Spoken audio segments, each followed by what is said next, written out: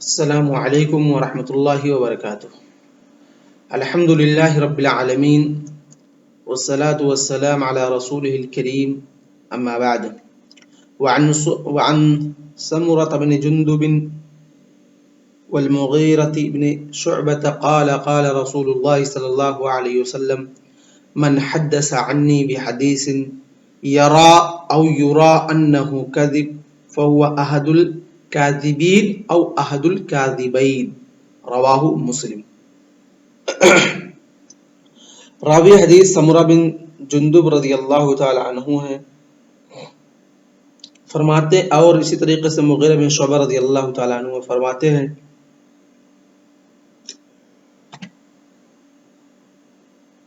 کہ اللہ کے رسول صلی اللہ علیہ وسلم نے فرمایا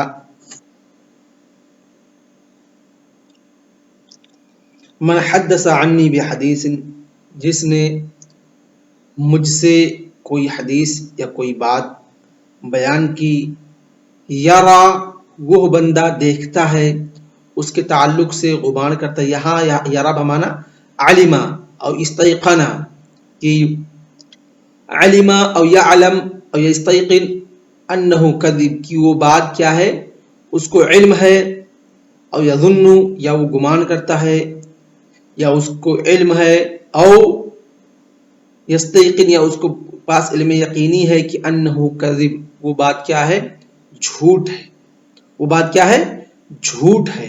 فہو احد الکاذبین او کاذبین، تو ان جھوٹوں میں سے اگر ہم کہیں گے کاذبین تو ان جھوٹوں میں سے ایک جھوٹا یہ بھی ہے، یا فہو احد الکاذبین ان دو جھوٹوں میں سے ایک جھوٹا یہ بھی ہے، یعنی جس نے یہ حدیث گڑھی ہے وہ اور جو روایت کر رہا ہے یہ دونوں، وہ بھی جھوٹا ہے اور یہ بھی جھوٹا ہے۔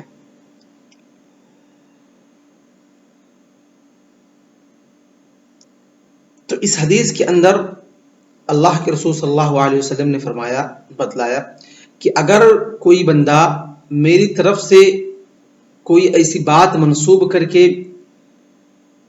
لوگوں تک پہنچاتا ہے جس کا قائل میں نہیں ہوں، جس بات کا سورس اور منبع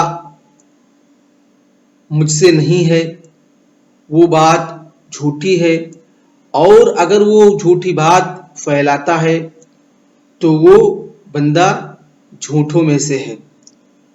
تو اس حدیث کے ذریعے ان لوگوں پر رد ہے جو ضعیف حدیث کو بیان کرتے ہیں یا موضوع حدیث کو بیان کرتے ہیں، چاہے وہ مسائل کے اندر، چاہے وہ خطبوں اور وعظ و نصیحت کے اندر، کیونکہ اگر حدیث ضعیف ہے اور اس کے اندر صحیح کی پانچوں شرطوں میں سے پانچوں شرطیں نہیں پائی جا رہی ہیں تو اس حدیث کی ہم نسبت اللہ کے رسول صلی اللہ علیہ وسلم کی طرف نہیں کریں گے، اور اس حدیث کو بیان کرنے میں ہم پرہیز کریں گے، اور اسی طریقے سے اگر حدیث موضوع ہے، گڑھی ہوئی حدیث ہے، تب بھی ہم اس کو حدیث کو بیان نہیں کریں گے۔ تو اگر کوئی بندہ اس کے پاس علم نہیں ہے اور اس نے ضعیف حدیث کو موضوع حدیث کو بیان کر دیا تو وہ بندہ گنہگار نہیں ہوگا، وہ بندہ گنہگار نہیں ہوگا۔ لیکن علماء کہتے ہیں کہ اس بندے کی تقوی، اس بندے کی زہد، اس بندے کی نیکی اور تقوی اس کو اس بات سے روکے کہ وہ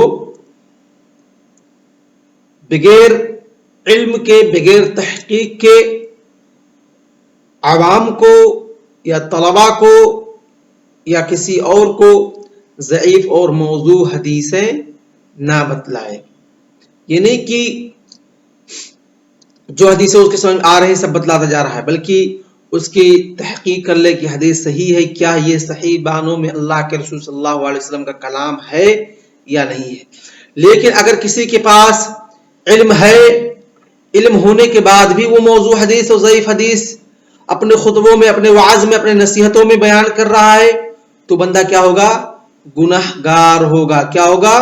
گناہ گار ہوگا، اور جتنا گناہ اس موضوع حدیث کو گڑھنے والے بندے کو ملے گا اتنا ہی گناہ اس کو بھی ملے گا. اور اللہ کے رسول صلی اللہ علیہ وسلم نے اس کے تعلق سے اس سے پہلی کی حدیث جو ہم نے کتاب العلم کی پڑھی تھی, اللہ کے رسول صلی اللہ علیہ وسلم نے کہا تھا فَلْيَتَبَوَّ مَقْعَدَهُ مِنَ النَّارِ, اس کا ٹھکانہ کیا ہے؟ جہنم ہے. تو اللہ تعالی ہم کو آپ لوگوں کو اس جہنم سے بچائے. تو ہم کو چاہیے کہ ہم آپ لوگ جب بھی اللہ کے رسول صلی اللہ علیہ وسلم کی حدیث, چاہے وہ پڑھانے کے تعلق سے ہو, چاہے خطبے میں ہو یا کہیں بھی ہو, ضرور اس کی تحقیق کر لیں کہ کہیں ہم ضعیف حدیث کا سہارا تو نہیں لے رہے ہیں یا موضوع حدیث کا سہارا تو نہیں لے رہے ہیں جس کا ہمارے دین سے کوئی تعلق نہیں ہے, اور پھر کہیں ہم لوگ اس حدیث کی وعید میں شامل تو نہیں ہو رہے ہیں. وعن معاویہ رضی اللہ تعالی عنہ قال قال رسول اللہ صلی اللہ علیہ وسلم من يريد الله به خيرا يفقهه في الدين وانما انا قاسم والله يعطي, متفق علیہ. معاویہ رضی اللہ تعالی عنہ فرماتے ہیں کہ اللہ کے رسول صلی اللہ علیہ وسلم نے فرمایا من يريد الله به خيرا, اللہ رب العالمین جس بندے کے ساتھ بھلائی کا ارادہ کرتا ہے اس کے ساتھ خیر خواہی کرنا چاہتا ہے. خیرن کیا ہے؟ یہ نکرہ ہے, اور جب بھی نکرہ ہوتا ہے تو کیا ہوتا ہے؟ وہ تعمیم کا فائدہ دیتا ہے اور تکثیر و تعظیم کا فائدہ دیتا ہے.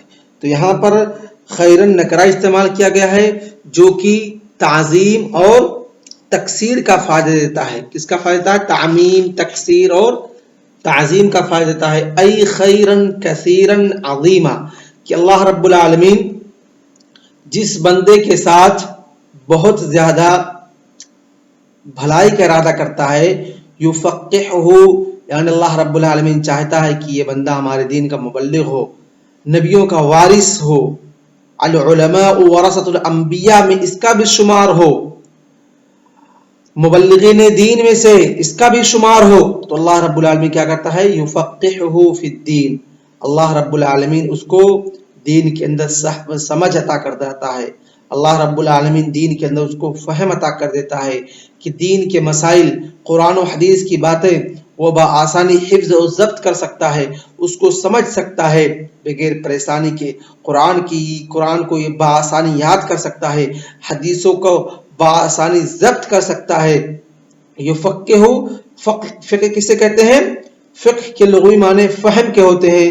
ای ان اللہ سبحانہ وتعالی یجعلہ, المراد منہ یفقہ فی الدین ای یجعلہ عالما بالشریعہ, کہ اللہ رب العالمین اس کو شریعت کا عالم بنا دیتا ہے, اور یکون عالما باحکام الشرعیہ, اور وہ شریعت کے جو احکامات ہیں اس کا جانکار ہو جاتا ہے, اور وہ علم اس کے ذریعے اس کے دل کے اندر خشیت پیدا کرتی ہے, اور اس کا اثر اس کے اعضاء اور جوارح پر نظر آتا ہے, اس کا اثر اس کے اعضاء اور جوارح پر نظر آتا ہے. اس کے بعد اللہ کے رسول صلی اللہ علیہ وسلم نے فرمایا وَإِنَّمَا أَنَا قَاسِمٌ, کہ میں قاسم ہوں, میں بانٹنے والا ہوں, میں تقسیم کرنے والا ہوں. واللہ یعطی, اور اللہ رب العالمین عطا کرنے والا ہے. ای انا قاسم للعلم, ای انا معلمکم, میں تمہارا معلم ہوں, میں تمہیں سمجھانے والا ہوں, میں تمہیں پڑھانے والا ہوں. اور اللہ رب العالمین فہم, واللہ یعطی ای یعطی الفہم, کہ فہم کی کون دینے والا ہے؟ اللہ رب العالمین دینے والا ہے. جیسا کہ ضروری نہیں کہ ہر ایک کسی کو, جتنے بھی لوگ پڑھائے جائیں, ہر کسی کا سمجھ ایک جیسا ہو, نہیں. ایک کلاس ہوتا ہے, ایک ٹیچر پڑھاتا ہے, اس میں سے چند بچے ماشاءاللہ کافی ذہین ہوتے ہیں, وہ کافی بہت جلد ہی چیزوں کو سمجھ لیتے ہیں, آبزرو کر لیتے ہیں. لیکن کچھ بندے ہوتے ہیں, کچھ بچے ہوتے ہیں, کچھ طلباء ہوتے ہیں, وہ اتنے جلدی اور اتنی آسانی سے ان تمام چیزوں کا احاطہ اور آبزرو نہیں کر پاتے ہیں. تو یہ اللہ کے رسول صلی اللہ علیہ وسلم نے فرمایا میں مبلغ ہوں, اے صحابہ کرام میں تم کو سکھلانے والا ہوں, میں سب کو بتلاتا ہوں. مجلس کے اندر سب کے سب بیٹھے رہتے ہیں, سارے لوگ ایک وقت میری باتیں ایک ساتھ سنتے ہیں, لیکن ان میں سے کچھ کو میری باتیں جلدی سمجھ میں آتی ہیں، کچھ ان سے مسائل ان حدیثوں سے، ان باتوں سے میرے مسائل کا استنباط بھی کرنے لگتے ہیں، اور کچھ لوگ صرف اور صرف اس کے ظاہری معنی کو سمجھ پاتے ہیں۔ تو یہ اللہ کے رسول صلی اللہ علیہ وسلم نے فرمایا انا قاسم للعلم ای انا معلمکم، میں تم لوگوں کو سکھلانے والا ہوں، میں تم لوگوں کو بتلانے والا ہوں، لیکن اس کا فہم کون عطا کرنے والا ہے؟ واللہ یؤتی الفہم، کہ اس کا فہم عطا کرنے والا ہے تو وہ اللہ رب العالمین ہے۔ جیسا کہ اللہ رب العالمین نے قرآن مقدس کے اندر دوسری جگہ ارشاد فرمایا ذالک فضل اللہ یؤتیہ من یشاء، واللہ رب العالمین کا فضل اللہ رب العالمین جسے چاہے جب چاہے جیسا عطا کرے اور دے۔